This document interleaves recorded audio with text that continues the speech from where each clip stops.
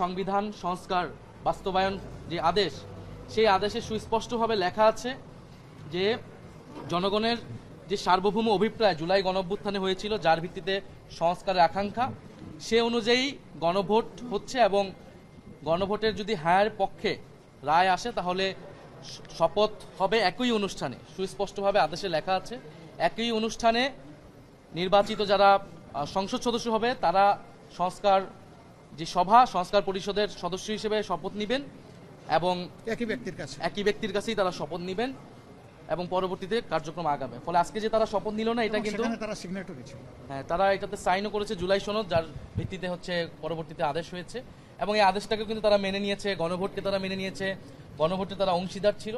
ফলে যেই ব্যাখ্যা তারা দিচ্ছে এই ব্যাখ্যাটি একেবারেই গ্রহণযোগ্য নয়, কারণ গণভোট বলতেছে সংবিধানে নাই, গণভোট জিনিসটাই সংবিধানে ছিল না। গণভোটের বৈধতা হচ্ছে সেই আদেশ।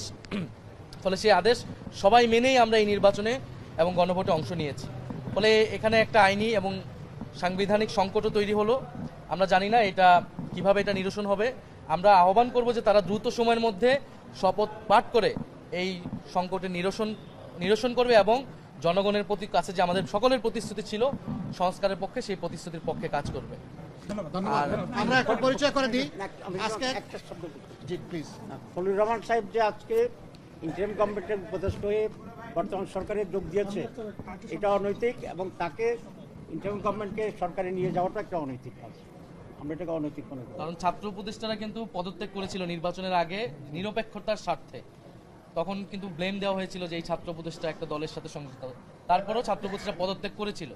এখন খলিলুর রহমান উনি যদি এই বিএনপির সরকারে মন্ত্রী হন বা সরকারের অংশ হন, তাহলে কিন্তু একটা প্রশ্ন উঠবে যে আগের অন্তর্বর্তী সরকারে উনি তাহলে ওই রাজনৈতিক দলের পক্ষ হয়ে কাজ করেছেন এবং নির্বাচনে যে ইঞ্জিনিয়ারিং এর কথা আমরা বলতেছি, আমরা যেটা দেখলাম যে কারচুপি হলো, ফলাফলে কারচুপি হলো এবং অনেকগুলো আসন হারিয়ে দেওয়া হলো আমাদেরকে এবং পরিকল্পনা করে 2/3 আসন সরকারি দল নিয়ে নিল। এই সংবিধান সংস্কার যাতে না হয়, এই জটিলতা, এটা কিন্তু পুরাটা একটা ইঞ্জিনিয়ারিং আজকে আমরা দেখতে পাচ্ছি। আজকে জাতির সামনে সেটা উন্মোচন হচ্ছে খলিলুর রহমানের সেই মন্ত্রিসভায় যোগ দেওয়ার মাধ্যমে।